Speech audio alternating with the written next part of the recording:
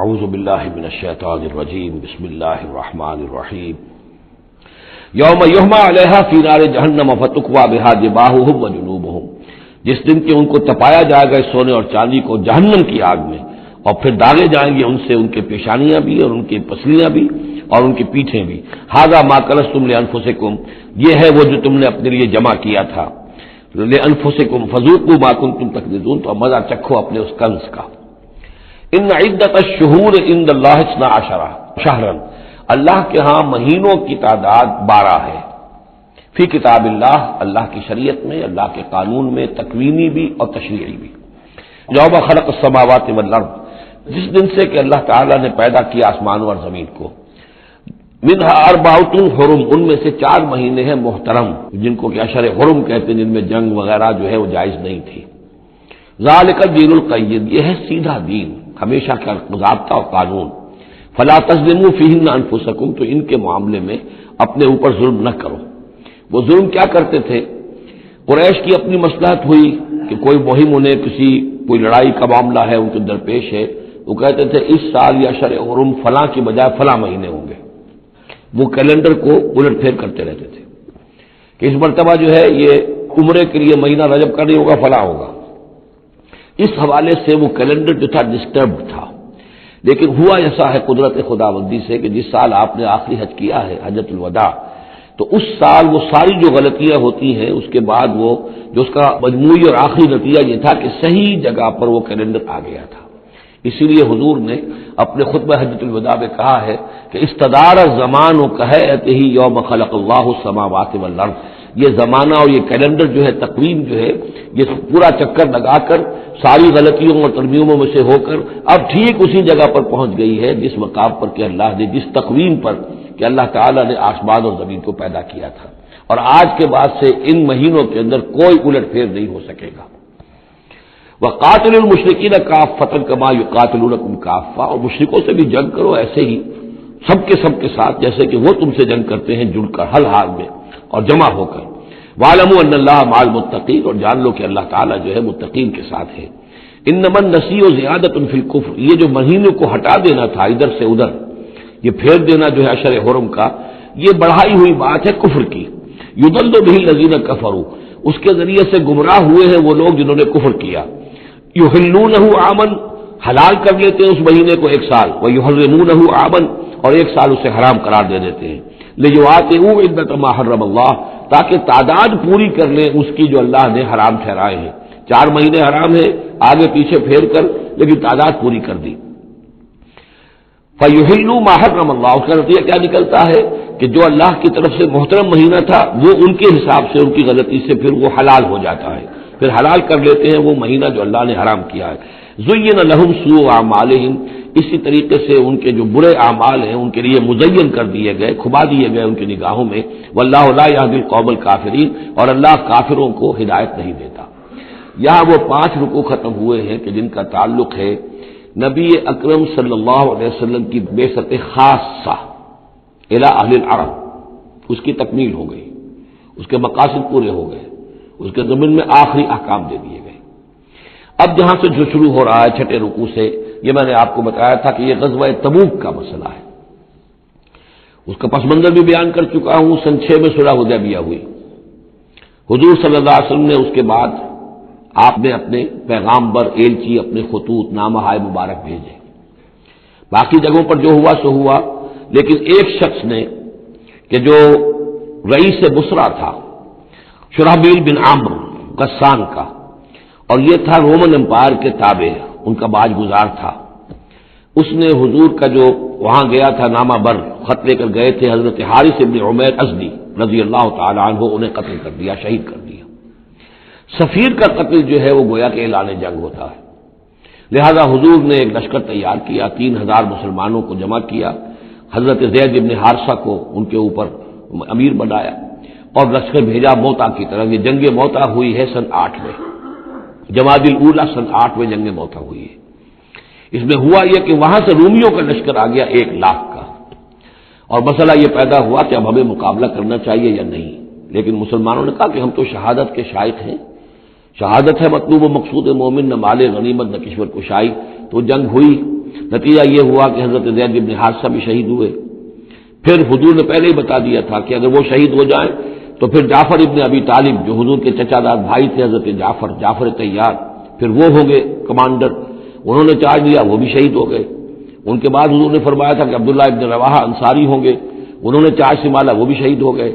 پھر آخر کار حضرت خالد ابن ولید نے خود اپنے ہاتھ میں کمان سنبھالی اور کسی طریقے سے وہ اپنے اس لشکر کو بچا کر لے آئے. تو یہ صورتحال ہوئی جنگ موتا کی.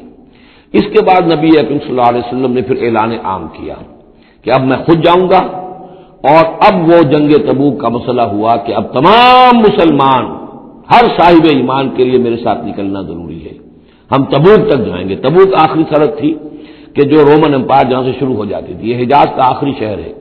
مدینے سے جہاں تک میرا اندازہ ہے کوئی 300-350 میل شمال میں ہے، اور بڑا سخت جو ہے صحرا درمیان میں آتا ہے. شدید گرمی کا موسم تھا، شدید گرمی کا موسم، تب طویل سفر. ادھر فصل تیار تھی کہ کھجوریں پکی ہوئی تھی، اگر انہیں اتاریں گے نہیں وقت پر تو ضائع ہو جائے گی، اور اگر سب مرد چلے جاتے ہیں تو عورتیں تو کھجوریں نہیں اتار سکتی، یہ کھجور کا اتارنا جو ہے پھل کا وہ آسان کام نہیں ہوتا. یہ سارے ایسے امتحانات جمع ہو گئے کہ اس کے لیے اہل ایمان کا بھی آخری امتحان ہو گیا، جس کے نتیجے میں جو منافقین تھے ان کا گویا کہ تش تش بام ہو گیا، ان کا معاملہ، ان کی کمزوریاں، ان کی خباثتیں کھل کر سامنے آ گئی. تو یہ یوں سمجھیے کہ یہ 11 رکوع منافقین کے موضوع پر قرآن مجید کا آخری مقام اور ذروۂ سنام ہے.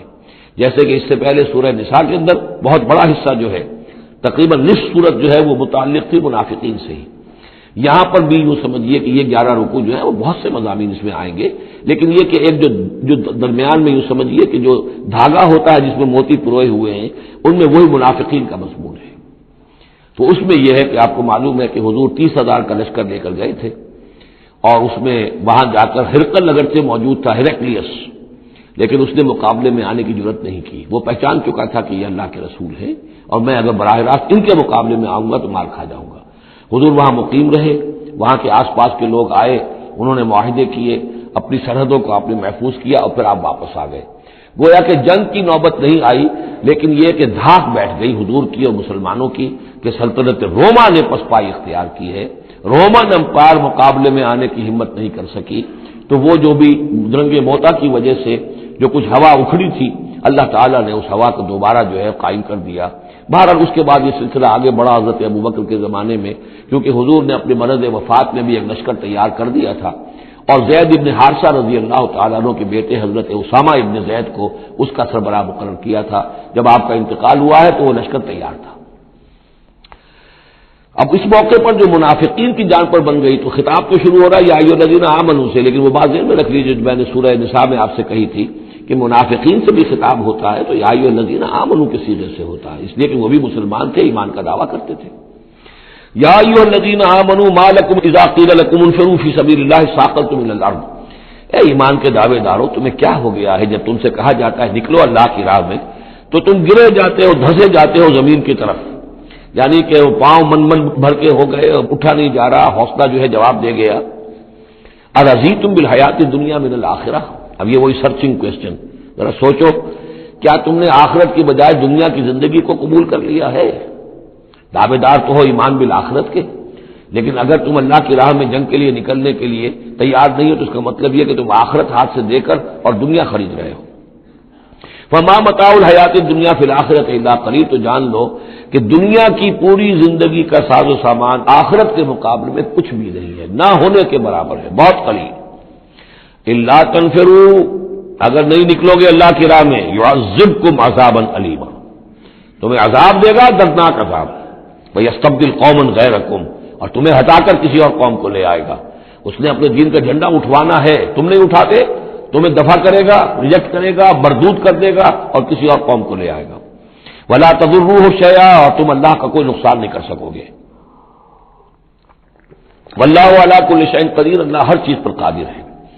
الا تنصروہ، اگر تم ان کی مدد نہیں کرو گے یعنی حضور کی، فقد نصرہ اللہ، تو اللہ نے تو مدد کی ان کی. اذ اخرجہ الذین کفروا ثانی اثنین اذ ہما فی الغار، جبکہ کافروں نے انہیں اپنے گھر سے اور مکے سے نکلنے پر مجبور کر دیا تھا، جبکہ دو میں کے دوسرے تھے، دو ہی تھے، حضور تھے اور حضرت ابوبکر تھے رضی اللہ تعالی عنہ.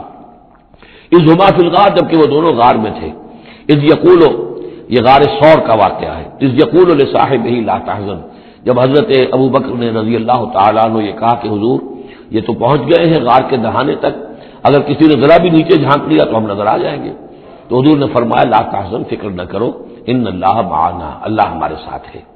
فانزل اللہ سکینتہ علیہ، تو اللہ تعالیٰ نے تسکین اور سکون نازل کر دیا ان پر، وأیدہ بجنود لم تروها، اور ان کی مدد فرمائی ان لشکروں سے جنہیں تم نہیں دیکھتے، وجعل کلمۃ الذین کفروا السفلی، اور جس کا نتیجہ یہ نکلا ہے کہ کافروں کا کلمہ جو ہے وہ نیچا پڑ چکا ہے، پورے جزیرہ نما عرب کے اندر اللہ کا دین جو ہے غالب آ چکا ہے۔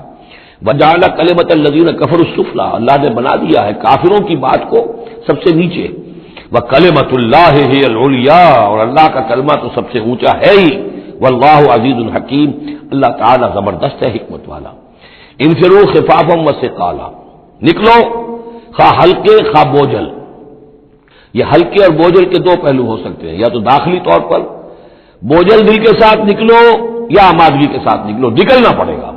اب یہ نکلنا فرض عین ہے، یہ نفیر عام ہے، وہ بات گئی جبکہ صرف تحریض تھی، ترغیب تھی، وہ دور ختم ہوا، اب نکلنا پڑے گا، اس جنگ میں نفیر عام ہے، چاہے بوجھل دل کے ساتھ نکلو اور چاہے کھلے دل کے ساتھ اور آمادگی کے ساتھ نکلو۔ اور اس کے ایک معنی یہ بھی ہو سکتے ہیں، چاہے تمہارے پاس ساز و سامان کافی ہے تب بھی نکلو، کم ساز و سامان ہے تب بھی نکلو، تو خارجی طور پر بھی ہو سکتا ہے یہ بوجھل اور ہلکا، اور داخلی طور پر بھی۔ وجاہدوا باموالکم وانفسکم فی سبیل اللہ، اور جہاد کرو اللہ کی راہ میں اپنے اموال سے اور اپنی جانوں سے، ذالکم خیر لکم ان کنتم تعلمون، یہی تمہارے لیے بہتر ہے اگر تم علم رکھتے ہو۔ لو کان عرضا قریبا، اگر انہیں توقع ہوتی کہ مال قریب ہی ہے، قریب ہی ہمیں مال مل جائے گا، غنیمت مل جائے گی، وسفرا قاصدا، اور اس کے لیے سفر بھی جو ہے وہ چھوٹا ہے، بڑا نہیں ہے، لاتبعوک، تو یہ سب اے نبی آپ کی پیروی کرتے، آپ کے ساتھ چلتے، ولکن بعدت علیہم الشقہ، لیکن ان کو تو بڑی بھاری پڑ رہی ہے، بڑی دور کی مسافت نظر آ رہی ہے، اتنا دور، اور اس میں اعلان کر دیا تھا حضور نے، حالانکہ فتح مکہ کے موقع پر بھی حضور نے خفیہ رکھی تھی اپنی ساری اسکیم، اور عام طور پر جنگوں میں یہ ہوتا ہے، اپنی پوری اسکیم کا اعلان تو نہیں ہوتا، لیکن غزوہ تبوک میں آپ نے اعلان کیا تھا کہ ہم جا رہے ہیں، سلطنت روما سے ٹکراؤ ہے، تبوک تک ہمیں جانا ہے، کوئی چیز آپ نے راز نہیں رکھی، تاکہ جو شخص بھی ہے وہ سمجھ لے، اس کے لیے پوری تیاری کرے، داخلی بھی خارجی بھی، ساز و سامان کی بھی، اپنے حوصلے کو بھی دیکھ لے، لیکن یہ کہ بہرحال نکلنا فرض ہے۔ ولکن بعدت علیہم الشقہ وسیحلفون باللہ لو استطعنا لخرجنا معکم، اور یہ عنقریب قسمیں کھائیں گے اللہ کی کہ اگر ہمارے اندر استطاعت ہوتی ہم ضرور نکلتے، اب مجبوری ہے، فلاں مجبوری ہے، فلاں مجبوری ہے۔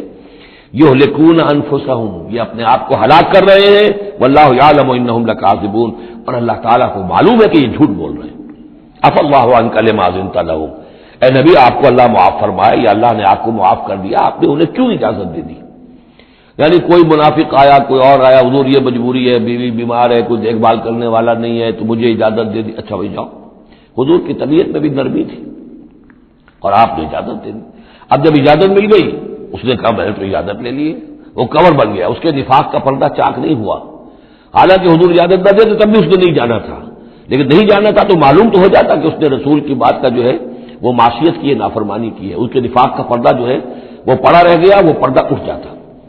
عفی اللہ عنہ، اللہ کو معاف کرے، یا اللہ نے آپ کو معاف کر دیا، لما اذنت لہم، کیوں آپ نے ان کو اجازت دے دی، حتی یتبین لک الذین صدقوا وتعلم الکاذبین، یہاں تک کہ آپ کے لیے واضح ہو جاتا کون صادق الایمان ہے، کون سچے مسلمان ہیں، اور آپ جان لیتے کون جھوٹے ہیں، اس لیے کہ انہوں نے پھر بھی نہیں جانا تھا، آپ اجازت نہ دیتے تب بھی رہ جانا تھا، اور اس سے یہ ہے کہ ان کے نفاق کا پردہ جو ہے وہ فاش ہو جاتا۔ لا یستأذنک الذین یؤمنون باللہ والیوم الآخر، وہ لوگ جو اللہ اور یوم آخر پر ایمان رکھتے ہیں وہ آپ سے اجازت کے طالب ہو ہی نہیں سکتے، ان یجاہدوا باموالہم وانفسہم، کیا وہ اس سے اجازت مانگیں گے کہ انہیں معاف کر دیا جائے اللہ کی راہ میں جہاد نہ کرنے سے جانوں اور مال کے ساتھ؟ ایمان کا تو لازمی تقاضا ہے، پھر وہی وہ جو ڈیفینیشن میں نے آپ کو بتائی ہے سورہ حجرات میں، انما المؤمنون الذین آمنوا باللہ ورسولہ ثم لم یرتابوا وجاہدوا باموالہم وانفسہم فی سبیل اللہ، وہ تو اس کا جزو لازم ہے، شرط لا ينفک ہے۔ لہذا جو لوگ اللہ پر اور یوم آخر پر ایمان رکھتے ہیں وہ آپ سے ایگزمپشن نہیں مانگ سکتے جہاد فی سبیل اللہ سے، واللہ علیم بالمتقین، اور اللہ تعالیٰ جو ہے اپنے متقی بندوں سے خوب واقف ہے۔ انما یستاذنک الذین لا یؤمنون باللہ والیوم الآخر، اصل میں جو اجازت مانگ رہے ہیں آپ سے، ایگزمپشن مانگ رہے ہیں، رخصت مانگ رہے ہیں، یہ وہ لوگ ہیں جو حقیقتاً اللہ پر اور یوم آخر پر ایمان نہیں رکھتے۔ وارتابت قلوبہم، اور ان کے دل جو ہے شکوک میں پڑ گئے ہیں۔ سورہ حجرات کی اس آیت میں کیا ہے؟ انما المؤمنون الذین آمنوا باللہ ورسولہ ثم لم یرتابوا، پھر شک میں نہ پڑے۔ یہاں فرمایا ورتابت قلوبہم، ان کے دلوں کے اندر شکوک کے ڈیرے ہیں۔ وہم فی ریبہم یترددون، اور وہ اپنے اسی شک و شبے کے اندر بھٹک رہے ہیں۔ تردد بھی یہی ہوتا ہے، تذبذب، تردد، چلوں نہ چلوں، یہ جو متردد ہو جاتا ہے آدمی، کبھی کہتا ہے چلنا چاہیے بھائی، ورنہ تو یہ کہ اب بالکل پردہ فاش ہو جائے گا اور میں منافق قرار دے دیا جاؤں گا، اس کے بعد پھر یہ کہ پھر نہیں، کوئی نہ کوئی جھوٹی بہانہ بناؤ، قسم کھا لو۔ وَلَوْ أَرَادُوا الْخُرُوجَ لَأَعَدُّوا لَهُ عُدَّةً، اور اگر انہوں نے نکلنے کا ارادہ کیا ہوتا تو اس کے لیے ساز و سامان فراہم کرتے، جیسے کہ کیا جاتا ہے، آدمی سفر کے لیے تیاری کرتا ہے، انہوں نے تیاری نہیں کی۔ وَلَٰكِن كَرِهَ اللَّهُ انبعاثَهُم، تو اللہ تعالیٰ ہی نے ان کا نکلنا پسند نہیں فرمایا۔ فَثَبَّتَهُمْ، اور ان کو بوجھل کر دیا، ان کو روک دیا۔ وَقِيلَ اقْعُدُوا مَعَ الْقَاعِدِينَ، اور ان سے کہہ دیا گیا رہو بیٹھ رہنے والوں کے ساتھ، تم بھی بیٹھ رہو۔ اس کی حکمت آگے آئے گی۔ لو خرجوا فیکم، اگر یہ نکلتے آپ کے ساتھ، اے مسلمانوں تمہارے ساتھ، ما زادوکم الا خبالا، تو نہ اضافہ کرتے تمہارے لیے مگر خرابی کا۔ دلوں میں روب تھا، وہاں جا کے فتنے اٹھاتے، آپس میں لڑاتے، کوئی اور کچھ کرتے، لہذا ان کا بیٹھ رہنا بھی حکمت پر مبنی ہے، اللہ تعالیٰ کی طرف سے، گویا کہ اس میں بھی ایک خیر ہے، گویا کہ بندہ مومن کے لیے تو خیر ہی خیر ہے، ادھر بھی خیر ادھر بھی خیر، لیکن منافق کے لیے شر ہی شر ہے، ادھر بھی شر ادھر بھی شر۔ لو خرجوا فیکم، اگر یہ نکلتے تمہارے ساتھ، ما زادوکم الا خبالا، تو یہ نہ اضافہ کرتے تمہارے لیے مگر برائی کا، خرابی کا۔ ولاوضعوا خلالکم، اور یہ گھوڑے دوڑاتے تمہارے مابین، یبغونکم الفتنہ، تمہارے لیے فتنے پیدا کرنے کے لیے۔ وفیکم سماعون لہم، اور تمہارے اندر ان کے بعض جاسوس بھی ہیں، یا تمہارے اندر بعض لوگ ہیں جو ان کی باتیں بڑی توجہ سے سنتے ہیں، یہ دونوں ترجمے ہوں گے۔ واللہ علیم بالظالمین، اور اللہ تعالیٰ ظالموں سے خوب واقف ہے۔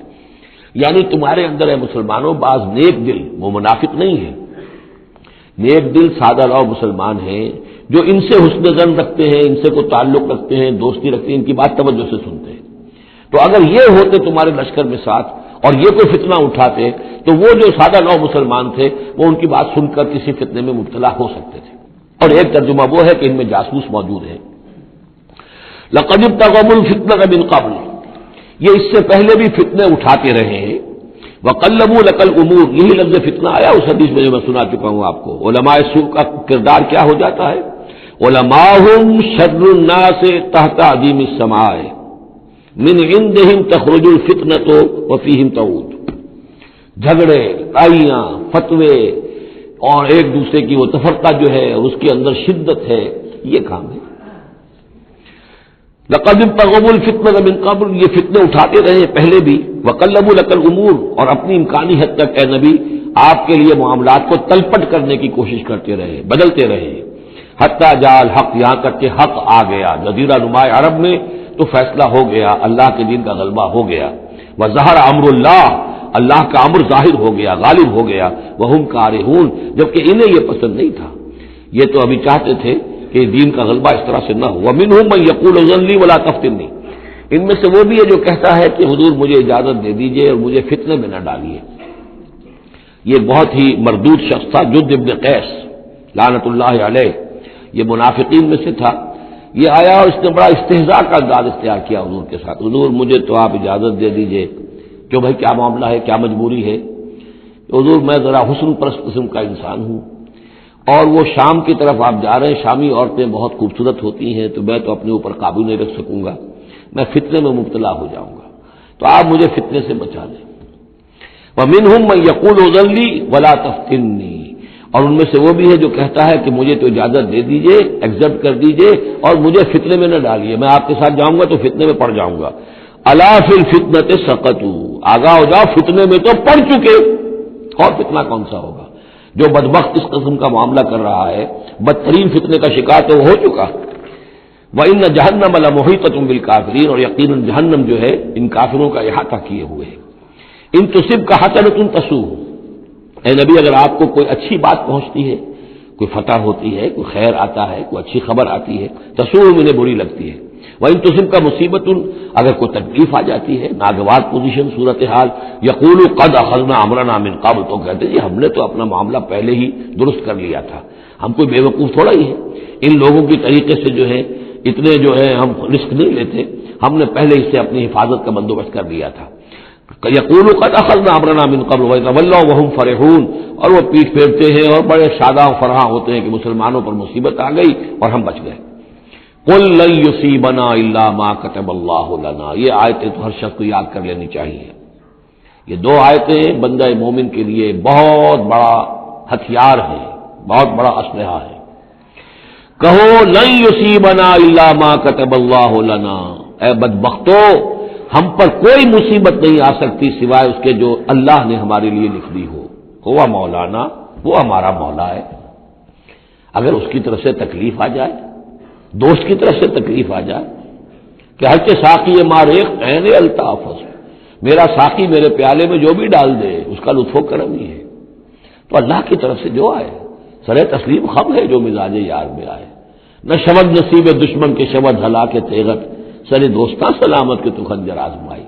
اہل ایمان کا تو معاملہ یہ ہونا چاہیے، قل لن یصیبنا الا ما کتب اللہ لنا ہوا مولانا، وہ ہمارا مولا ہے، اس کے اذن کے بغیر پتہ تک نہیں ہل سکتا، تو ہمیں ڈر کس کا ہو؟ وعلی اللہ فلیتوکل المؤمنون، اور اللہ ہی پر توکل کرنا چاہیے اہل ایمان کو۔ قل هل تربصون بنا الا احدى الحسنيين، ان سے کہو ہمارے بارے میں تم کن چیزوں کا انتظار کر سکتے ہو سوائے دو نہایت عمدہ چیزوں کے۔ یہ حسنین کیا ہے؟ احسن، احسن افعل تفضیل ہوا، اس سے مؤنث بنا حسنا، حسنا کا تثنیہ بنا، تو حسنین دو نہایت احسن صورتوں کے سوا ہمارے لیے تیسری ہے ہی نہیں۔ کیا مطلب؟ ہم سب اللہ کی راہ میں شہید ہو جائیں، احسن، ہم کامیاب ہو کر آ جائیں، احسن، تیسری کیا بات ہے؟ تو ہمارے تو خیر ہی خیر ہے، ڈراتے ہمیں کس سے ہو؟ قل هل تربصون بنا، یہ تم ڈرا رہے ہو ہمیں اور جو کہہ رہے ہو ہمیں کس چیز کا خوف؟ ہمارے لیے دو انجام ہو سکتے ہیں ممکن، اور دونوں ہمارے نزدیک نہایت احسن ہے۔ اللہ کی راہ میں شہادت مل جائے، شہادت ہے مطلوب و مقصود مومن، نہ مال غنیمت نہ کشور کشائی۔ جو حق کی خاطر جیتے ہیں مرنے سے کہیں ڈرتے ہیں جگر، جب وقت شہادت آتا ہے دل سینوں میں رقصاں ہوتے ہیں۔ اور اگر ہم کامیاب ہو کر آ گئے تو تم بھی کہو گے کہ بھائی یہ تو بڑی کامیابی، ہمارے لیے تو کامیابی کامیابی ہے۔ قل هل تربصون بنا الا احدى الحسنيين ونحن نتربص بكم، اور ہم منتظر ہیں تمہارے بارے میں ان يصيبكم الله بعذاب من عنده، کہ اے منافقو اللہ تم پر کوئی عذاب اپنے خاص اپنے پاس سے نازل کرے، اور بأیدینا، یا کوئی وقت آ جائے کہ ہمیں اجازت دے دی جائے کہ ہم تمہاری گردنیں اڑائیں، جیسے کہ اعلان عام کفار کے بارے میں ہوا، ہو سکتا ہے کہ ایسا ہو جائے۔ فتربصوا انا معکم متربصون، تو کرو انتظار، ہم بھی تمہارے ساتھ انتظار کر رہے ہیں۔ قل انفقوا طوعا وكرها، اب یہ ایک اور بات ہوتی ہے جی میں جا تو نہیں سکتا، یہ چندہ حاضر ہے، کچھ پیسے جو ہے میں لے آیا ہوں ساز و سامان، لیکن مجھے آپ ایگزم کر دیں، یہ چندہ قبول کر لیں۔ قل انفقوا طوعا وكرها، کہہ دیجئے ان سے کہ چاہے خرچ کرو خوشی سے اور چاہے مجبوری سے، لن يتقبل منکم، یہ تم سے قبول نہیں کیا جائے گا، انکم کنتم قوما فاسقین، اس لیے کہ تم نافرمان لوگ ہو۔ اس وقت جو ہے پیسہ بدل نہیں ہوگا، اس وقت تو جانا ہے، فرض عین ہے، نفیر عام ہے، اس وقت جو ہے یہ پیسہ اس کی جگہ پر کام نہیں کر سکتا۔ وما منعهم ان تقبل منهم نفقاتهم، اور نہیں محروم کیا انہیں اس بات سے کہ ان کے نفقات، ان کے خرچہ جو اللہ کی راہ میں چندہ دے رہے تھے ان کو قبول کیا جاتا، الا انهم كفروا بالله وبرسوله، مگر اس بات نے کہ انہوں نے کفر کیا ہے اللہ کے ساتھ اور اس کے رسول کے ساتھ۔ ولا یاتون الصلاۃ الا وهم کسالى، اور وہ نماز کے لیے نہیں آتے مگر بہت ہی کسل مند۔ ولا ينفقون الا وهم کارهون، اور جو یہ خرچ بھی کرتے ہیں تو کراہت کے ساتھ کرتے ہیں، مجبوراً کرتے ہیں، وہ تو جان بچانے کے لیے خرچ کرنے کے لیے آمادہ ہو گئے ہیں، ورنہ انہیں مال جو ہے بڑا پیارا ہے۔ فلا تعجبك اموالهم ولا اولادهم، تو اے نبی اور اے مسلمانوں تمہیں ان کے مال اور ان کی اولاد ان سے دھوکہ نہ کھاؤ، اچھے نہ لگے تمہیں، تم سمجھتے ہو کہ اللہ کی بڑی نعمتیں ہیں ان پر، یہ دولت والے منافق تھے، بچا بچا کر رکھتے تھے، دولت والے تھے، ان کی اولاد بھی اللہ نے دی ہے، اللہ تعالیٰ تو دنیا میں پھر اور دے دیتا ہے ان کو جن کا آخرت میں کوئی حصہ نہیں ہے کہ جو بھی کچھ ہے یہیں پر اپنا حساب کتاب کر لیں. فلا توجب کا تو تعجب نہ کرو اس کے مال اور اولاد کے بارے میں. بہت سخت الفاظ آ رہے انما یرید اللہ لیعذبہم بہا فی الحیات الدنیا. اللہ تعالیٰ چاہتا یہ ہے کہ انہی چیزوں کے ذریعے سے انہیں دنیا کی زندگی میں عذاب دے. یہی اولاد سوہان روح بھی بن جاتی ہے. یہی بڑا چہیتا لاڈلا بیٹا جس کے لیے کیا کچھ کیا ہے اور ہو سکتا ہے کہ وہی جو ہے باپ کے لیے سوہان روح بن جائے. یہی مال و دولت جو ہے وَتَزْهَقَ أَنفُسُهُمْ وَهُمْ کافرون، اور اللہ چاہتا ہے کہ ان کی جانیں نکلے اسی کفر کی حالت میں، وہ لپٹے رہے اسی مال سے اور اپنی اولاد سے اور اپنی دولت سے اور جائیداد سے، اور ان کو آنکھ ان کی کھلنی نصیب نہ ہو، تاکہ اللہ تعالیٰ چاہتا ہے کہ آخری عذاب کے مستحق بن جائے. فلا تعجبك أموالهم ولا أولادهم إنما يريد الله ليعذبهم بها في الحياة الدنيا وتزهق أنفسهم وهم كافرون ويحلفون بالله إنهم منكم لمنكم، اور وہ قسمیں کھا کر کہتے ہیں ہم بھی آپ کے ساتھ ہیں، مسلمانوں میں سے ہی ہیں، ہماری بات کا اعتبار کیجئے. وما هم منكم، لیکن مسلمانوں یہ حقیقت میں تم میں سے نہیں ہے. ولكنهم قوم يفرقون، بلکہ اصل میں یہ ڈرے ہوئے خائف ہیں، خوف کی وجہ سے جب اسلام کا غلبہ ہو گیا ہے یہ اپنے آپ کو مسلمان ظاہر کر رہے ہیں. لو یجدون ملجا و مغارات و مدخلا، اگر یہ پالے کہیں کوئی پناہ کی جگہ یا کوئی غار مغارات اور مدخلا جہاں سر گھسانے کی جگہ ہو، لولوا الیہ وہم یجمعون، تو یہ اسی کی طرف لوٹ جائیں گے اور اپنی رسیاں توڑا لیں گے جیسے کوئی جانور رسی توڑا کے بھاگتا ہے. یہ تو خوف ہے ان کا کہ اب دین غالب آ گیا جزیرہ نمایاں میں، اب جائیں کہاں ہم؟ اگر کوئی جائے پناہ ہوتی ان منافقین کے لیے، کہیں سر گھسانے کی جگہ ہوتی، چھپانے کی جگہ ہوتی تو یہ بھاگ گئے ہوتے. وَمِنْهُمْ مَنْ يَلْمِزُكَ فِي الصَّدَقَاتِ، اور اے نبی ان میں سے وہ بھی ہیں جو آپ پر الزام لگاتے ہیں، ملامت کرتے ہیں آپ کو صدقات کے بارے میں. حضور جب زکوٰۃ کا مال آتا تھا تو آپ تقسیم کرتے تھے. اب ظاہر بات ہے کہ لوگ ہیں کھڑے ہیں، کسی کو کچھ زیادہ ہو گیا کسی وقت، کسی کو آپ نے سمجھا کہ زیادہ مستحق زیادہ دے دیا. تو ایک منافق تھا، اس نے حضور کو ٹوک دیا، عدل یا محمد، اے محمد عدل کرو، یہ کیا کر رہے ہو، ناانصافی کر رہے ہیں. تو حضور کو غصہ آیا اس پر صلی اللہ علیہ وسلم، علم عادل فمن عادل، اگر میں عدل نہیں کروں گا تو کون کرے گا. لیکن یہ کہ بہرحال اس کا بھی ذکر ہو رہا ہے. وہ منہم من یلمزک فی الصدقات، ان میں سے وہ لوگ بھی ہیں جو آپ پر تان کرتے ہیں خیرات کے بانٹنے میں، صدقات اور زکوٰۃ کی تقسیم میں. فإن أوتوا منها رضوا، اگر ان کے کھتے بھر دیے جائیں، انہیں دیا جائے تو راضی ہیں. وإن لم يعطوا منها إذا هم يسخطون، اور اگر انہیں نہ دیا جائے تو پھر وہ ناراض ہو جاتے ہیں، غصے ہوتے ہیں، لال پیلے ہوتے ہیں. وَلَوْ أَنَّهُمْ رَضُوا مَا آتَاهُمُ اللَّهُ وَرَسُولُهُ، اور اگر وہ راضی رہتے اس پر جو دیا انہیں اللہ نے اور اس کے رسول نے. وَقَالُوا حَسْبُنَا اللَّهُ، اور کہتے ہیں اللہ ہمارے لیے کافی ہے. سَيُؤْتِينَا اللَّهُ مِن فَضْلِهِ وَرَسُولُهُ، ان قریب پھر بھی بعد میں بھی اللہ تعالیٰ اور اس کے رسول ہمیں اپنے فضل سے نوازتے رہیں گے. اِنَّا إِلَى اللَّهِ رَاغِبُونَ، ہم اللہ کی طرف رغبت کرنے والے ہیں. اگر یہ کہتے کاش کہتے تو کتنا اچھا ہوتا. اب یہاں ان صدقات کی مدیں بیان کر دی ہیں جو زکوٰۃ کی، یہی آیت ہے مشہور آیت کہ صدقات جو زکوٰۃ کی جو مدیں ہیں وہ کون کون سی ہیں. انما صدقات، زکوٰۃ جو ہے تو سب سے پہلے للفقراء، مفلسوں کے لیے، والمساکین، محتاجوں کے لیے، والعاملین علیہا، اور جو بھی زکوٰۃ کا بندوبست کریں گے، زکوٰۃ جمع کریں گے، تحصیلدار ہوں گے، زکوٰۃ کا حساب کتاب رکھیں گے، زکوٰۃ تقسیم کریں گے، وہ اس کے عاملین علیہا ہیں، ان کی تنخواہیں اس میں سے دی جائیں گی. والمؤلفۃ قلوبہم، اور تالیف قلب کے لیے. کچھ لوگ ہوتے تھے جب تک ایک تحریک اور دعوت چل رہی ہے، بعض لوگ ہوتے ہیں معاشرے کے اندر صاحب حیثیت ہوتے ہیں، انہیں کچھ دے دلا دیا جائے تو ان کی مخالفت کم ہو جاتی ہے، ساتھی نہ بنے، کم سے کم یہ کہ ان کا مخالفت کا دور شور جو ہے کم ہو جائے. تو یہ تالیف قلب کے لیے. یہ مد جب اسلام غالب ہو چکا تو اس کے بعد سے ختم ہو گئی. اس کے بارے میں فقہا کا کہنا یہ اس وقت تک تھا جب تک کہ ابھی وہ تحریک اور دعوت چل رہی تھی. لیکن ویسی ہی سچویشن پھر کبھی دوبارہ پیدا ہو سکتی ہے تو پھر یہ مد جو ہے اس کے اندر یہ شامل ہو جائے گی.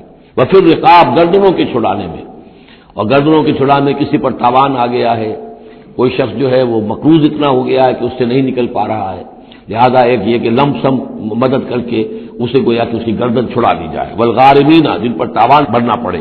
وفی سبیل اللہ، اور ایک مد جو ہے فی سبیل اللہ بھی ہے. مطلب یہ ہے کہ اللہ کی راہ میں جہاد، دعوت اور اقامت دین کی جد و جہد میں بھی یہ رقم خرچ ہو سکتی ہے، لیکن اولین مستحق یہ ہے. انفاق فی سبیل اللہ خود اللہ کل کا کل دین کے لیے ہے، اللہ کے دین کے لیے، دعوت، تبلیغ اور جو بھی اقامت دین کی جد و جہد ہے اس کے لیے. لیکن یہ جو صدقات ہیں اور زکوٰۃ بھی صدقات ہی میں شامل ہے۔ ان میں اولن جو مستحق ہیں وہ ہیں غربا اور یتیم اور مساکین اور بیوائیں جو بھی ہیں محتاج ہیں، یہ ان کے زیادہ پہلے حقدار ہیں۔ البتہ یہ کہ اگر کسی شخص کے پاس اس طرح کی رقم بچ جائے کہ جو اس کے قریب میں جو بھی رشتہ دار ہیں، غربا ہیں، یتامہ ہیں، مساکین ہیں، ان کو دے چکا ہے اور وہ باقی وہ کسی دین کے کام میں دینا چاہے تو دے سکتا ہے۔ وفی سبیل اللہ وابن السبیل، اور مسافر کے لیے فریضۃ من اللہ، یہ اللہ تعالیٰ کی طرف سے معین ہو گیا ہے۔ یہی لفظ آیا ہے بار بار سورہ نساء میں، جہاں کے جو احکام آئے تھے وراثت کے۔ واللہ علیم الحکیم، اور اللہ تعالیٰ سب کچھ جاننے والا ہے، کمال حکمت والا۔ ومنہم الذین یؤذون النبی، ان میں سے وہ لوگ بھی ہیں جو نبی کو ایذا پہنچاتے ہیں۔ ویقولون هو اذن، اور وہ کہتے ہیں یہ تو نرے کان ہی کان ہے۔ ایک تو محاورہ ہمارے یہاں کان کا کچا ہونا وہ اور معنی میں ہے، لیکن یہ کہتے تھے کہ ہم نے جا کر جھوٹ بولا، حضور میری بیوی بیمار ہے اور انہوں نے مان لیا۔ معلوم ہوتا ہے کہ یہ دماغ میں کچھ نہیں ہے، ان کے یہ کان ہی کان ہے، بھیجے ہوئے گودا نہیں ہے دماغ میں کچھ، یہ صرف جو کچھ کہہ دیتے ہیں مان لیتے ہیں، سن لیتے ہیں۔ ہوا اذن، یہ تو میرے کان ہے بس، یہ بھی حضور کی توہین۔ ومنہم الذین یؤذون النبی ویقولون هو اذن قل اذن خیر لکم، کہہ دیجئے یہ کان تمہارے لیے بہتر ہیں، بہتری کے لیے ہیں، تمہاری خیریت اسی میں ہے۔ یؤمن باللہ و یؤمن للمؤمنین، یہاں پہ یہ ایمان کے ساتھ بے اور لام کا فرق واضح ہو جائے گا۔ وہ یقین رکھتے ہیں اللہ پر اور بات مان لیتے ہیں مومنوں کی، یہ ان کی شرافت ہے، یہ ان کی نجابت ہے، یہ ان کی مروت ہے۔ وہ جانتے ہیں تم جھوٹ بول رہے ہو لیکن نہیں کہتے کہ تم جھوٹ بول رہے ہو، یہ شرافت اور مروت کا معاملہ ہے۔ یہ نہیں ہے کہ انہیں معلوم نہیں ہے۔ بندہ مومن جو ہے وہ تو یہ ہے کہ اتقوا فراست المومن، مومن کی فراست سے ڈرو، فإنہ ينظر بنور اللہ، وہ اللہ کے نور سے دیکھتا ہے۔ تو جو عام مومن کا معاملہ یہ ہو تو رسول کا معاملہ کیا ہوگا؟ کیا انہیں پتہ نہیں چلتا تھا کہ جھوٹ بول رہے ہیں؟ لیکن آپ کی مروت اور شرافت۔ قل اذن خیر لکم یؤمن باللہ والیوم الآخر ویؤمن بالمؤمنین ورحمۃ للذین آمنوا منکم، اور جو تم میں سے واقعی مومن ہیں ان کے حق میں رحمت ہے۔ والذین یؤذون رسول اللہ لہم عذاب علیم، اور جو ایذا پہنچاتے ہیں اللہ کے رسول کو ان کے لیے بڑا دردناک عذاب ہے۔ یحلفون باللہ لکم لیرضوکم، اے مسلمانوں یہ تمہارے سامنے قسمیں کھاتے ہیں اللہ کی تاکہ تمہیں راضی کریں۔ اب ظاہر بات ہے کہ حضور کا تو جا کر بہانہ جو کیا اور لے کر آ گئے، اب مسلمانوں سے بھی کہہ رہے ہیں، قسمیں کھا کھا کر اپنے یقین دلا رہے ہیں کہ ہم مخلص ہیں، آپ ہمارے شک نہ کریں۔ یحلفون باللہ لکم لیرضوکم، تاکہ تمہیں راضی کر لیں۔ واللہ ورسولہ احق ان یرضوہ، اللہ اور اس کا رسول زیادہ حقدار ہیں کہ وہ انہیں راضی کریں، ان کانوا مومنین، اگر وہ واقعتاً مومن ہیں۔ الم یعلموا انہ من یحادد اللہ ورسولہ، کیا وہ جانتے نہیں ہیں کہ جو کوئی بھی مقابلہ کرے گا اور سرکشی کرے گا اللہ اور اس کے رسول کے مقابلے میں آ جائے گا، فان لہ نار جہنم خالدا فیہا، تو اس کے لیے تو جہنم کی آگ ہے جس میں وہ ہمیشہ ہمیشہ رہے گا۔ ذالک الخزي العظیم، اور یہ بہت بڑی رسوائی ہے۔ یحذر المنافقون ان تنزل علیہم سورۃ تنبئہم بما فی قلوبہم، اے مسلمانوں یہ منافق ڈرتے رہتے ہیں کہ کہیں ایسا نہ ہو کہ مسلمانوں پر کوئی ایسی صورت نازل ہو جائے کہ جو ان کو ہمارے دلوں کی حالت بتا دے۔ اللہ کی طرف سے وہی آ سکتی ہے، ہم جو کہ جھوٹ بول رہے ہیں ہمارا پردہ چاک کر دیا جائے اور ہمارا جو ہے وہ ہمارے لیے شامت آ جائے۔ قل استہزئوا، کہیے کہ نہیں ڈرتے، ابھی تم استہزاء کرتے رہو، ان اللہ مخرج ما تحذرون، لیکن بہرحال ایک وقت آئے گا جس چیز سے تم ڈر رہے ہو اللہ اسے ظاہر کر دے گا، عیاں کر دے گا۔ وَلَئِن سَأَلْتَهُمْ لَيَقُولُنَّ، اور اگر آپ ان سے پوچھیں گے تو کہیں گے اِنَّا كُنَّا نَخُوضُ وَنَلْعَبُ، وہ جب بکواس کرتے تھے آپس میں، حضور کے خلاف بات کر رہے ہیں، کسی مومن صادق کے اوپر کوئی تہمت لگا رہے ہیں۔ اب اگر کسی نے جا کر کوئی بات بتا دی حضور کو کہ فلاں شخص تو یہ کہہ رہا تھا، عبداللہ ابن ابی یہ کہہ رہا تھا، فلاں نے یہ کہا ہے، حضور نے بلایا، طلب کیا، پوچھا، تو اب وہاں پر آئیں گے وَلَئِن سَأَلْتَهُمْ، اگر پوچھیں گے باس پرس کریں گے آپ ان سے، لَيَقُولُنَّ، وہ لازماً کہیں گے اِنَّمَا كُنَّا نَخُوضُ وَنَلْعَبُ، یہ تو ویسے ہی ذرا گپ بازی میں لگے ہوئے تھے، یہ تو تھوڑی سی جو تھی ہماری گفتگو جو ہو رہی تھی وہ لائٹ وین میں گفتگو ہو رہی تھی، اس کو خامخواہ اس شخص نے جو ہے وہ سنجیدگی سے لے لیا، ہم کھیل رہے تھے دل لگی میں، یہ بات ہم نے کہہ دی تھی۔ قُلْ أَبِاللَّهِ وَبِآيَاتِهِ وَرَسُولِهِ كُنتُمْ تَسْتَهْزِئُونَ، کہیے تو کیا تم اللہ کے ساتھ اور اس کی آیات کے ساتھ اور اس کے رسول کے ساتھ استہزاء کر رہے تھے؟ تمسخر، یہ دل لگی تمہاری، بازی بازی بارش بابا ہم بازی۔ اب اللہ اور رسول جو ہے اور اس کی آیات جو ہے وہ بھی تمہارے لیے تختہ بس بن گئی ہے استہزاء اور تمسخر کا. لا تعتذروا، اب بہانے مت بناؤ. قد کفرتم بعد ایمانکم، تم کفر کر چکے ہو اپنے ایمان کے بعد. ان نعفو عن طائفۃ منکم، اگر ہم تمہاری ایک جماعت کی طرف سے درگزر کریں گے، نعذب طائفۃ، تو کسی دوسری جماعت کو ہم عذاب بھی اب دیں گے. اب وہ وقت آ رہا ہے کہ تمہیں سزائیں بھی ملیں گی بانہم کانوا مجرمین، اس لیے کہ وہ مجرم تھے. المنافقون والمنافقات بعضهم من بعض، یہ منافق مرد اور منافق عورتیں سب ایک دوسرے میں ہی سے ہیں، یعنی ان کی کا گٹھ جوڑ ہے. یامرون بالمنکر، یہ بدی کا حکم دیتے ہیں، بجائے اس کے کہ امر بالمعروف کرتے یہ برائی کا حکم دیتے ہیں. وینہون عن المعروف، اور نیکی سے روکتے ہیں. مت خرچ کرو، سنبھال کے رکھو، پاگل ہو گئے ہو، آخر مستقبل کی فکر کرنی چاہیے. لہذا وہ نہیں انل معروف اور امر بالمنکر. یامرون بالمنکر وینہون عن المعروف ویقبضون ایدیہم، اپنے ہاتھوں کو مٹھیوں کو بند رکھتے ہیں، خرچ نہیں کرتے. نسوا اللہ فنسیہم، انہوں نے اللہ کو بھلا دیا تو اللہ نے انہیں بھلا دیا، نظر انداز کر دیا. ان المنافقین هم الفاسقون، یقیناً یہی منافق ہے کہ جو سرکش ہے، نافرمان ہے. وعد اللہ المنافقین والمنافقات والکفار نار جہنم خالدین فیہا، اللہ نے وعدہ کیا ہے ان منافق مردوں اور منافق عورتوں سے اور تمام کفار سے آگ کا، جہنم کی آگ کا، خالدین فیہا، جس میں وہ ہمیشہ ہمیشہ رہیں گے. یہ حسبہم، بس وہی ان کے لیے کفایت کرے گی. ولعنہم اللہ، اور اللہ تعالیٰ نے ان پر لعنت فرما دی ہے. ولہم عذاب مقیم، اور ان کے لیے عذاب ہے قائم رہنے والا، مسلسل دائم اور قائم عذاب. کالذین من قبلہم، اسی طرح کے وہ لوگ، یہ بھی ان لوگوں کی مانند ہے کہ جو ان سے پہلے تھے. کانوا اشد منکم قوۃ، وہ تم سے کہیں بڑھ کر تھے طاقت میں. واکثر اموالا، اور بہت زیادہ تھے مال میں، واولادن، اور اولاد میں.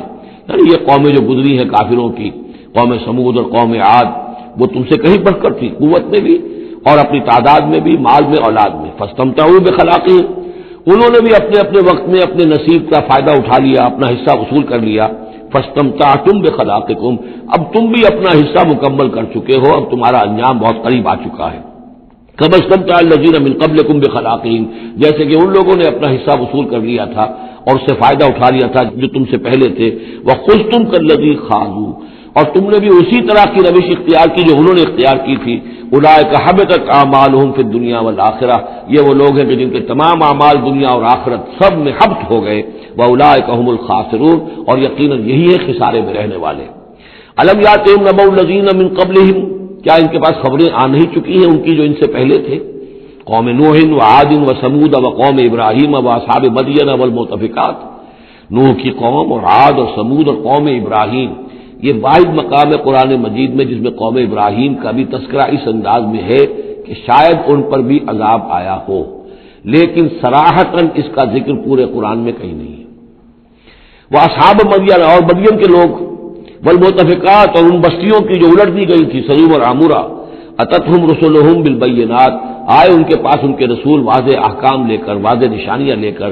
فما کان اللہ لیظلمہم، تو اللہ تعالیٰ ان پر ظلم کرنے والا نہیں تھا. لیکن کانوا انفسہم یظلمون، بلکہ وہ اپنے اوپر خود ہی ظلم ڈھاتے رہے. والمؤمنون والمؤمنات بعضهم اولیاء بعض، وہ منافق مرد اور منافق عورتوں کی بات تھی. اب فرمایا اور ایمان والے مرد اور ایمان والی عورتیں، بعضهم اولیاء بعض، وہ ایک دوسرے کے ساتھی ہیں، ایک دوسرے کے پشت بنا ہے، مددگار ہیں. یامرون بالمعروف، ان کا طرز عمل یہ ہے کہ نیکی کا حکم دیتے ہیں، مشورہ دیتے ہیں. وینہون عن المنکر، بدی سے روکتے ہیں. ویقیمون الصلاۃ، نماز قائم کرتے ہیں. ویؤتون الزکوٰۃ، اور زکوٰۃ ادا کرتے ہیں. ویطیعون اللہ ورسولہ، اور اللہ اور اس کے رسول کی اطاعت کرتے ہیں. اولئک سیرحمہم اللہ، یہی ہے وہ لوگ کہ جن پر اللہ تعالیٰ رحمت فرمائے گا. ان اللہ عزیز الحکیم، یقیناً اللہ زبردست ہے، حکمت والا. اللہم ربنا اجعلنا منہم. وعد اللہ المؤمنین والمؤمنات جنات تجری من تحتها الانہار خالدین فیہا، اللہ نے وعدہ کیا ہے مومن مردوں اور مومن عورتوں سے ان باغات کا جن کے دامن میں یا جن کے نیچے ندیاں بہتی ہوں گی، اور اس میں وہ ہمیشہ رہیں گے. ومساکن طیبۃ فی جنات عدن، اور بڑے ستھرے اور بہت عمدہ مکان رہائش کے لیے ان کو دے گا، رہنے کے باغات میں، ریزیڈینشل گارڈنز میں. ورضوان من اللہ اکبر، یہ ساری چیزیں تو ہے ہی، سب سے بڑی شے یہ کہ اللہ ان سے راضی ہو جائے گا. رضا اللہ کی وہ سب سے بڑی شے ہے، سب سے بڑی نعمت ہے. ذالک هو الفوز العظیم، وہ تو ہے بہت ہی بڑی کامیابی. یا ایھا النبی جاہد الکفار والمنافقین واغلظ علیہم، اے نبی صلی اللہ علیہ وسلم آپ جہاد کیجئے کفار سے بھی اور منافقین سے بھی، اور ان پر سختی کیجئے۔ یہ دیکھیے آیت 2 مرتبہ آئی ہے قرآن مجید میں، یہ جو کہ تم سورہ تحریم میں بھی آئے گی جو کہ سمجھیے 28ویں پارے کی آخری، یہاں پھر آئی ہے، لیکن یہاں لفظ جہاد کو نوٹ کر لیجئے، یہاں جہاد بمعنی قتال نہیں آ سکتا۔ منافقین کے ساتھ آپ نے کبھی جنگ نہیں کی، جہاد جد و جہد کوشش، ان کی ریشہ دوانیوں کو ختم کرنا، ان کی سازشوں کا زور توڑنا، یہ جہاد تھا۔ یہ جہاد قتال کی کوئی نوبت منافقین کے ساتھ کبھی کوئی قتال نہیں ہوا۔ یہاں جہاد خالص اس جہاد کے معنی میں ہے جو قتال سے کم تر ہے، دون القتال۔ یا ایھا النبی جاہد الکفار والمنافقین، اے نبی آپ مجاہدہ کیجئے، جد و جہد کیجئے۔ اسی لیے جب غزوہ تبوک سے آپ واپس آ رہے تھے تو ایک حدیث ہے کہ آپ نے فرمایا رجعنا من الجہاد الاصغر الى الجہاد الاکبر، ہم چھوٹے جہاد سے بڑے جہاد کی طرف لوٹ آئے ہیں۔ اب اس کی تعبیریں مختلف کی گئی ہیں کہ اتنا بڑا جہاد سلطنت روما کے خلاف گئے تھے، اسے آپ جہاد اصغر کہہ رہے ہیں، وہاں سے لوٹ کر ہم آ گئے، اب جہاد اکبر سامنے ہے۔ تو اس کی عام طور پر جو توجیہ لوگوں نے کی ہے وہ تو یہ ہے کہ یہ جہاد جو نفس کے خلاف ہے وہ سب سے اکبر ہے، سب سے بڑا ہے، اور یہ بات صحیح ہے۔ آپ سے پوچھا گیا ای الجہاد افضل یا رسول اللہ، آپ نے فرمایا ان تجاہد نفس کا فی طاعت اللہ، کہ اللہ کے رسول یہ بتائیے کہ سب سے افضل جہاد کس کا ہے؟ آپ نے فرمایا کہ تم جہاد کرو اپنے نفس کے خلاف اور اسے اللہ کا مطیع بناؤ۔ تو اسی پر گویا کہ اس کو محمول کیا ہے، لیکن میرے نزدیک حقیقت یہ ہے کہ اب یہ جو بارے آستین تھے کہ جو مدینے کے اندر منافقین تھے، اب ان کے خلاف جہاد کرنا تھا، اور اس میں چونکہ اندیشے تھے کہ ان کے تعلقات تھے اوس اور خزرج کے لوگوں کے ساتھ، عام لوگوں کے ساتھ دوستیاں تھیں، تو اس میں فتنے اٹھ جاتے۔ واپس آ کر آپ نے مسجد ضرار کو پھر گرایا ہے، یہ بہت بڑا قدم تھا۔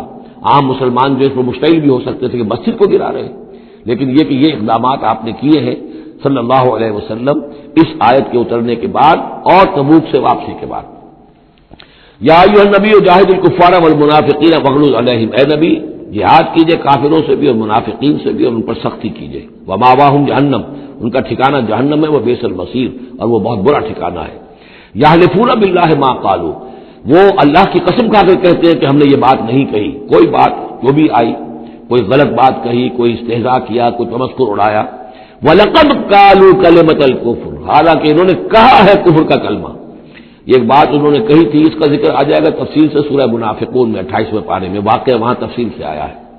تو لیکن یہ کہ کسی نوجوان نے آ کر حضور کو بتا دیا کہ اس نے یہ کہا ہے، اب حضور نے طلب فرمایا، اس نے کہا نہیں یہ بالکل جھوٹ بولتا ہے اس نے، اور اس نے خامخواہ جو ہے فتنہ اٹھانے کی کوشش کی ہے۔ تب یہ آیت نازل ہوئی، اللہ نے اس نوجوان کو سچا کیا اس آیت کے ذریعے سے کہ جھوٹ وہ عبداللہ ابن ابی بول رہا ہے، یہ نوجوان نہیں بول رہا۔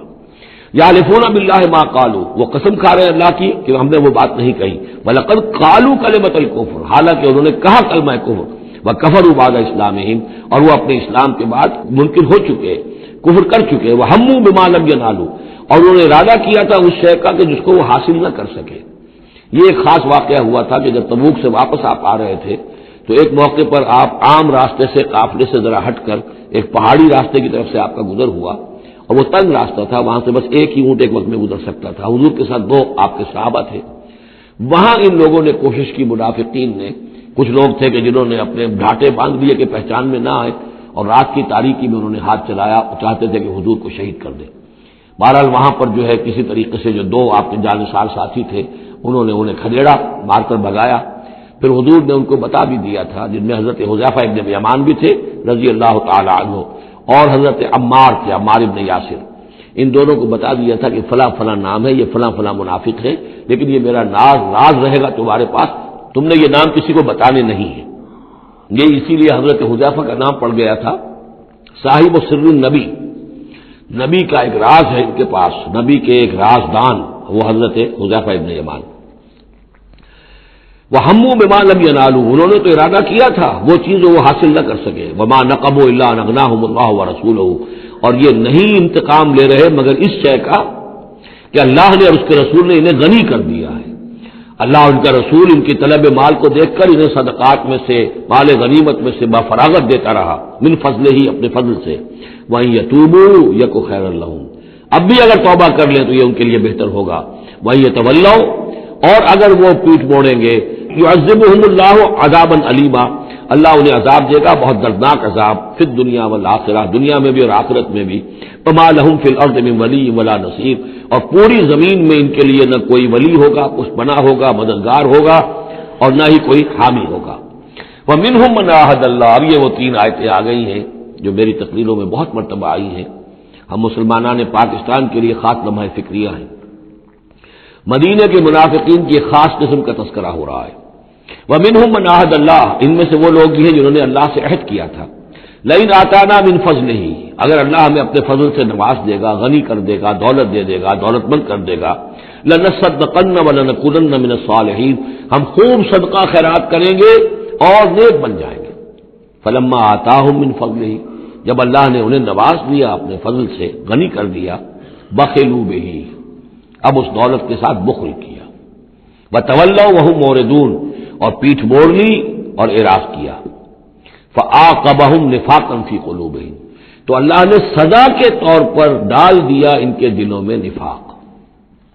عاقبہم، عقوبت، سزا۔ دنیا میں نقد سزا یہ ملتی ہے اللہ سے کوئی وعدہ کر کے پھر جانے کی کہ نفاق جو ہے وہ دل میں پیدا ہو جاتا ہے۔ یہ نفاق ہے پاکستان کے مسلمانوں کا روگ۔ پاکستان بنایا تھا، پاکستان کا مطلب کیا؟ لا الہ الا اللہ۔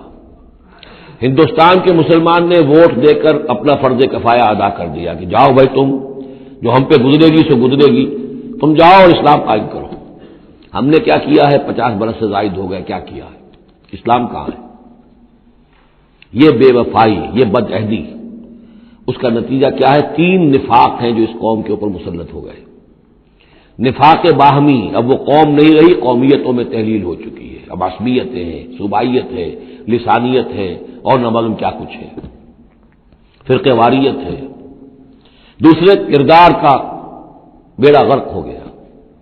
آیت المنافق ثلاث، حضور نے فرمایا منافق کی 3 نشانیاں ہیں، جس میں یہ تینوں چیزیں ہیں، خواہ وہ انسامہ وصلہ، چاہے روزہ رکھتا ہو، نماز پڑھتا ہو، اپنے آپ کو مسلمان سمجھتا ہو، وہ منافق ہے۔ جب بولے جھوٹ بولے، جب وعدہ کرے خلاف ورزی کرے، اور جب کہیں امین بنا دیا جائے خیانت کرے۔ وہ دیکھ لیجیے اپنی قوم کو، جو جتنا بڑا ہے الا ماشاء اللہ، ایکسیپشنز پروو دی رول، قانون یہی ہے، جو جتنا بڑا اتنا ہی جھوٹا، اتنا ہی خائن، اور اتنا ہی وعدہ خلاف۔ اور تیسرا اور میرے نزدیک سب سے بڑا نفاق جو ہے وہ ہمارے دستور میں ہے۔ The most secret document of state is the constitution. اور منافقت کا پلندہ ہے کہ ایک ہاتھ سے اسلام داخل کرتے ہیں، دوسرے سے نکال لیتے ہیں۔ ایک دفعہ دیکھیں تو اسلام ہی اسلام، کیا اللہ، اتنی بڑی بات، no legislation can be done repugnant to the Quran and the Sunnah, ہو اتنی بڑی بات۔ یہ تو معلوم ہوتا ہے کہ سورہ الحجرات کی پہلی آیت کا ترجمہ کر کے دستور میں لکھ دیا، لیکن اس کے ساتھ ہی اس کے اوپر کوئی اس پہ عمل کرنا ضروری نہیں ہے، وہ لکھی رہے گی بس۔ اور ہم نے ایک آئیڈیالوجی کاؤنسل بنا دی ہے، وہ اس کے مطابق سفارشات پیش کرتی رہے گی، اور ہر سال اس کی رپورٹ پیش ہو جایا کرے گی، خلاص۔ کوئی اس میں سینکشن نہیں، کوئی اس کے نافذ کرنے کی کوئی ذمہ داری نہیں، کوئی پابندی نہیں۔ فیڈرل شریعت کورٹ، کیا کہنے ہیں فیڈرل شریعت کو، بڑے بڑے چوٹی کے علماء، اور کیا کیا تنخواہیں ان کو ملی ہیں، اور کیا کیا مراعات ملی ہیں، وہ سب کچھ ہے، لیکن صورت کیا ہے؟ دستور پاکستان بھی تمہارے دائرے سے خارج، عدالتی قوانین بھی تمہارے دائرے سے خارج، یہاں تک کہ آئلی قوانین بھی تمہارے دائرے سے خارج، مالی قوانین بھی 10 سال کے لیے خارج۔ تو کیا کرو گے بیٹھ کے؟ تنخواہیں لو اور ایکسرسائز ان فیوٹیلیٹی وقت گزارو، اللہ اللہ خیر صلی اللہ۔ منافقت میرے نزدیک اس پوری دنیا کے اندر شاید دستور کی سطح پر ایسی منافقت کہیں اور موجود نہ ہو۔ یہ ہے ہمارا روگ اصل۔ فعاقبہم نفاقا فی قلوبہم، تو اللہ نے عقوبت کے طور پر، سزا کے طور پر ان کے دلوں میں نفاق پیدا کر دیا، الی یوم یلقونہ، اور یہ نفاق اب رہے گا اس دن تک جس دن کے یہ ملاقات کریں گے اللہ سے۔ یہ کانٹا ان کے دلوں سے نکلے گا نہیں۔ بما اخلف اللہ ما وعدوہ، بسبب اس وعدہ خلافی کے جو انہوں نے اللہ سے کیا، وبما کانوا یکذبون، اور بسبب اس جھوٹ کے جو انہوں نے بولا۔ الم یعلموا ان اللہ یعلم سرهم ونجواهم، کیا انہیں یہ معلوم نہیں ہے کہ اللہ تعالیٰ ان کی چھپی اور کھلی چیزوں کو، چھپی چیزیں اور جو نجوا کرتے ہیں، یہ لوگ بیٹھ کر آپس میں سازشیں کرتے ہیں، اللہ ان سے واقف ہے۔ وان اللہ علام الغیوب، اللہ تعالیٰ تو تمام غیب کا جاننے والا ہے۔ الذین یلمزون المطوعین من المؤمنین، یہ لوگ کہ جو اہل ایمان میں سے جو بھی نیکی کی کوشش کرتے ہیں اپنے دل سے اپنی امکانی حد تک، ان کے اوپر طعن کرتے ہیں، استہزاء کرتے ہیں۔ جب حضور نے فرمایا تھا کہ اب یہ بڑی مہم ہے، اب جو بھی کچھ لا سکتے ہو پیش کرو، گویا کہ جدید اسلام میں ہم کہیں گے چندے کی اپیل کی، ڈونیشنز چاہیے، تو ایک ابو عقیل انصاری تھے، انہوں نے یہ کیا کہ کچھ نہیں تھا ان کے پاس، ساری رات مزدوری کی ایک باغ میں جا کر، اور وہ کھینچ کھینچ کر کنویں سے پانی باغ کو سیراب کیا۔ صبح کو انہیں کچھ کھجوریں ملی، رات بھر کی مزدوری، آدھی لے جا کر اپنے گھر میں دے دی اپنے بیوی بچوں کو، اور آدھی لا کر حضور کی خدمت میں پیش کر دی۔ حضور نے فرمایا کہ یہ جو کھجوریں ہیں یہ پورے ڈھیر کے اوپر پھیلا دو، یہ سب پر بھاری ہیں۔ لیکن وہاں جو منافق تھے انہوں نے اب فقے چست کرنے شروع، جی ہاں ان کھجوروں کے بغیر تو یہ مہم چل ہی نہیں سکتی تھی، کیا کہنے صاحب، یہ تو بہت بڑا صدقہ انہوں نے کیا ہے، بہت بڑا معاملہ ہے۔ تو یہ اب تانے دے رہے ہیں، ان کا دل دکھا رہے ہیں۔ الذین یلمزون المطوعین من المؤمنین فی الصدقات والذین لا یجدون الا جہدهم، وہ بیچارے کہ جن کے پاس اپنی محنت مشقت کے سوا کچھ ہے ہی نہیں، فیسخرون منہم، ان سے مذاق کرتے ہیں، ٹھٹے کرتے ہیں، سخر اللہ منہم، اللہ تعالیٰ ان کا مذاق اڑائے، ولہم عذاب علیم، اور ان کے لیے دردناک عذاب ہے۔ استغفر لہم، اب یہ سخت ترین آیت ہے قرآن مجید میں منافقین کے لیے، یا وہ تھی جو سورہ نساء میں تھی، ان المنافقین فی الدرک الاسفل من النار، منافق آگ کے سب سے نچلے طبقے میں ہوں گے۔ کیا یہ ہے استغفر لہم، اے نبی اب آپ ان کے لیے استغفار کریں، او لا تستغفر لہم، یا ان کے لیے استغفار نہ کریں، ان تستغفر لہم 70 مرتن، اگر آپ 70 مرتبہ بھی ان کے لیے استغفار کریں گے، فلن یغفر اللہ لہم، تب بھی اللہ تعالیٰ انہیں معاف نہیں فرمائے گا۔ ذالک بانہم کفروا باللہ ورسولہ، یہ اس لیے کہ یہ اللہ اور اس کے رسول کے ساتھ کفر کر چکے، واللہ لا یہدی القوم الفاسقین، اور اللہ ایسے فاسقوں کو ہدایت نہیں دیتا۔ فرح المخلفون بمقعدہم خلاف رسول اللہ وکرہوا ان یجاہدوا باموالہم وانفسہم فی سبیل اللہ، بہت خوش ہو گئے وہ پیچھے رہ جانے والے جنہوں نے اجازتیں لے لی تھی حضور سے، ایگزمپشن لے لی تھی اپنے بیٹھ رہنے پر اللہ کے رسول کے پیچھے، اور انہوں نے برا سمجھا، ناپسند کیا کہ وہ جہاد کرتے اپنی جانوں اور مال کے ساتھ اللہ کی راہ میں، وقالوا لا تنفروا فی الحر، اور وہ دوسروں سے بھی کہہ رہے تھے ہم تو لے آئے چھٹی رخصت لے آئے ہیں، تم بھی ذرا عقل کے ناخن لو، کہاں جا رہے ہو اس گرمی میں، اس شدید موسم کے اندر جا رہے ہو، پاگل ہو گئے، لا تنفروا فی الحر، اس گرمی میں مت نکلو، قل نار جہنم اشد حرا، اے نبی ان سے کہہ دیجئے جہنم کی آگ اس سے کہیں زیادہ گرم ہے، لو کانوا یفقہون، کاش کہ ان کو تفقہ حاصل ہوتا، فہم حاصل ہوتا، فلیضحکوا قلیلا ولیبکوا کثیرا، تو انہیں چاہیے کہ ہنسے کم روئیں زیادہ، جزاء بما کانوا یکسبون، بدلہ اس کا کہ جو کمائی انہوں نے کی ہے۔ فإن رجعک اللہ الی طائفۃ منہم، تو اے نبی اگر اللہ تعالیٰ آپ کو لوٹا کر لے جائے، یہ 4 رکوع ختم ہو چکے تھے، 9ویں رکوع پر ان کے بارے میں تو تیقن کے ساتھ معلوم تھا کہ وہ غزوہ تبوک پر روانگی سے قبل آئے ہیں، یہ درمیان کا ہے کہ کچھ جاتے کچھ آتے، کچھ غزوہ تبوک کے وقت عین تبوک میں بھی وہی نازل ہوئی ہے، تو یہ وہ آیات ہے۔ فإن رجعک اللہ، ظاہر بات ہے یہاں معلوم ہو رہا ہے کہ یہ کہیں تبوک میں یہ آیت نازل ہوئی ہے، اگر اللہ آپ کو لوٹا کر لے جائے ان کے کسی گروہ کے پاس، فاستاذنوک للخروج، اور پھر وہ آپ کے ساتھ نکلنے کی اجازت مانگے کسی اور دشمن کے خلاف، فقل لن تخرجوا معی ابدا، کہہ دیجیے گا اب تم میرے ساتھ کبھی نہیں نکلو گے، وہ آخری امتحان تمہارا ہو چکا، تم ناکام ہو چکے، ولن تقاتلوا معی عدوا، اور اب میرے ساتھ ہو کر کسی دشمن کے ساتھ جنگ کرنے کا تمہیں موقع نہیں ملے گا۔ انکم رضیتم بالقعود اول مرۃ، تم پہلی مرتبہ راضی ہو گئے تھے بیٹھے رہنے پر، نفیر عام ایک ہی مرتبہ ہم نے کی، اور تم پیچھے رہنے پر بیٹھ رہنے پر راضی ہو گئے، فقعدوا مع الخالفین، اب ہمیشہ کے لیے پیچھے رہنے والوں کے ساتھ بیٹھ رہو، ولا تصلی علی احد منہم مات، اور اے نبی ان میں سے کوئی مر جائے تو اس کی نماز جنازہ ادا نہ کیجیے ابداً، کبھی بھی، ولا تقم علی قبرہ، اور اس کی قبر پر آپ کھڑے نہ ہوں۔ یہ دیکھیے یہ اب ان کی رسوائی کا سامان ہو رہا ہے، ابھی تک تو پردے پڑے ہوئے تھے، لیکن اب یہ ہے کہ حضور جو ہے جب انکار کرتے تھے کسی کی نماز جنازہ پر جانے سے معلوم ہو جاتا تھا کہ یہ منافق ہے، حضور نے اس کی نماز جنازہ میں شرکت سے انکار کیا۔ ولا تصلی علی احد منہم مات ابدا ولا تقم علی قبرہ، اور مت کھڑے ہوئیے اس کی قبر پر، انہم کفروا باللہ ورسولہ، یقیناً انہوں نے کفر کیا ہے اللہ اور اس کے رسول کے ساتھ، وماتوا وہم فاسقون، اور وہ مرے ہیں اسی حال میں کہ وہ نافرمان تھے. ولا تعجب کا اموالہم و اولادہم، یہ آج پہلے بھی آ چکی ہے، آیت نمبر 55. صرف وہی ایک فرق ہے اس میں، وہاں فلا تعجب کا ہے، یہاں ولا تعجب کا. آپ کو زیادہ پسند نہ آئیں، اچھی نہ لگے، نہ ان کے اموال نہ ان کی اولاد. انما یرید اللہ ان یعذبہم، یہاں لام کی بجائے ان آ گیا ہے.